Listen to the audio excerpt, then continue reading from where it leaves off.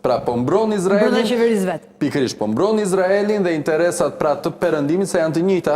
Së më shkurt po frenon shpërbërjen e Izraelit, se po vazhdoi ajo që tha Vokshi, Izraeli mbaroi. Po vazhdoi genocidi. Nuk jemi të sigurt se mbaron Izraeli genocidi.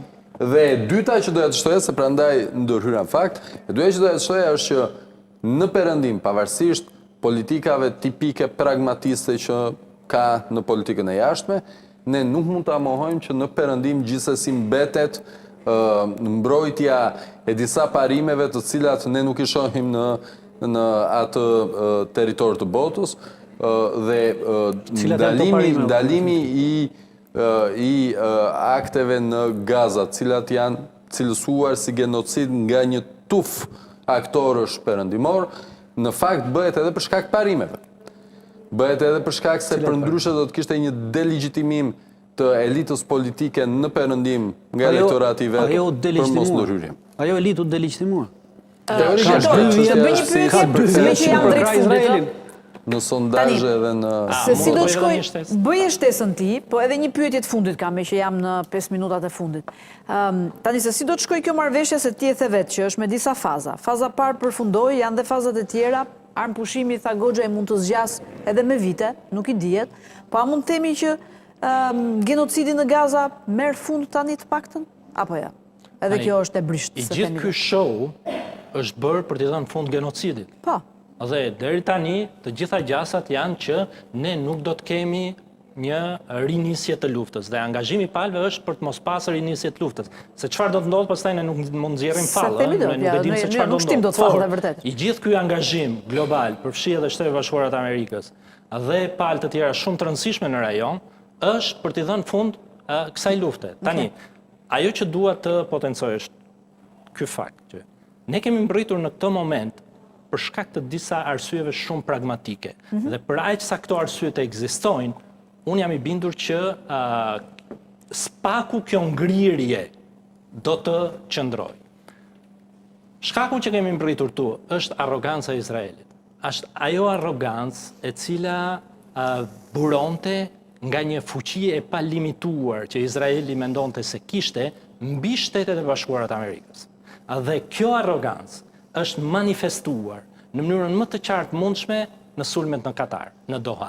Ajo ka qenë pika e kthesës në të gjithë të histori, sepse aty nuk ishte një sulm për të vrarë udhëheqësit e Hamasit në Katar.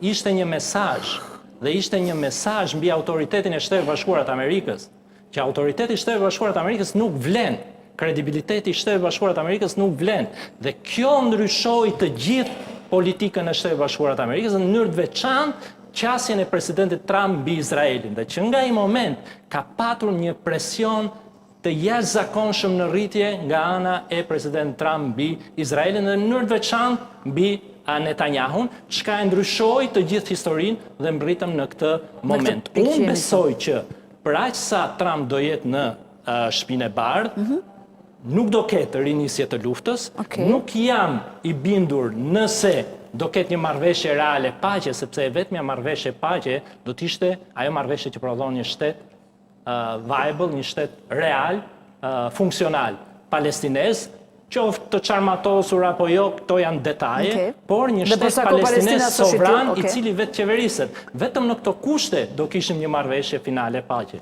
Okej, ti kështu e shef. Goxha, genocidi merr fund? Shiko, them që genocidi nuk merr fund. Ajo që po bëhet tashmë është të legjitimojmë genocidin dhe fashizmin e Izraelit. Është e njëjta gjë sigur. Si ta legjitimojmë? Po, ta legjitimojmë. Deri më sot, shiko, është një shembull shumë i thjeshtë.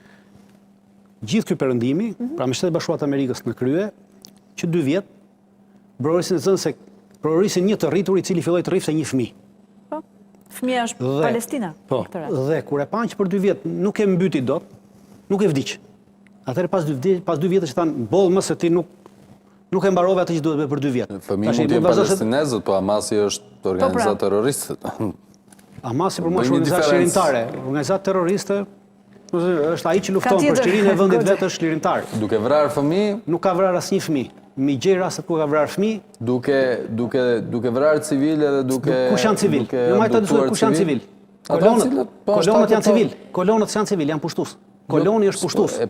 E para njerë koloni është pushtues. E para njerë kolon kolonë mund të jenë me vendime të OKB-s, të gjitha ta, aty ku sulmoi Hamasi, janë territore, quhen territore të pushtuara palestineze. Sulmoi brenda në shtetin e Izraelit. Nuk është shteti i Izraelit, janë territore të pushtuara palestineze. Janë territore të pushtuara, po nuk ekziston. Izraeli ekziston deri në kufit e 67-s, sipas OKB-s. Nga 67-a e këtej janë 7 tetori ndodhin në territoret e pushtuara palestineze. Sulme shtatetori nga ndodhur në shtetin e Izraelit. Jo, nuk ka ndodhur në shtetin e Izraelit, ka ndodhur në shtetin që thot Izraeli, po nuk ka ndodhur në shtetin e Izraelit që njeh OKB-ja. OKB-ja njeh Izraelin në kufit e 67-s. Këto territore që ka marrë nga 67-a dhe këtej quhen me vendim të OKB-s. Me rezolutat janë 190 rezoluta të OKB që thot territore të pushtuara palestineze. Dhe ai që lufton një pushtues nuk ka bërë territor. Po nuk kemi kohë në dispozicion ta pushtuara palestineze nga Gaza. Nga 67-a e këtej janë territore të pushtuara palestineze. Të gjitha. Edhe Ashdodi, edhe Ashkeloni, po mërë po. Sulmet e shtatorit ka ndodhur brenda Izraelit. Është territori pushtuar, mërë zotëri, se Gaza nuk ishte territori pushtuar, se kishte pushtuar Gaza. Po flasim në Gaza dhe në bregun perëndimor, po flasim në distriktin jugor të Izraelit. Po pra Izraeli quan distrikt jugor, OKB-ja quan territor të pushtuar. Çdo territor pas 67-s quhet territori pushtuar. Territori jugor, distrikti jugor Izraelit është pjesë e shtetit Izraeli, mërë zotëri, është territori pushtuar, me vendim të OKB-s është territori pushtuar. Jo, më zotëri, se teritorit pushtuar e Gaza dhe bregu perëndimor. Çdo territor nga 67-a e këtej që ka marrë Izraeli quhet territor i pushtuar. Po Gaza nuk është e pushtuar, mos si ishte e pushtuar Gaza në 2023. Teritoret e pushtuara palestineze janë Gaza dhe bregu perëndimor.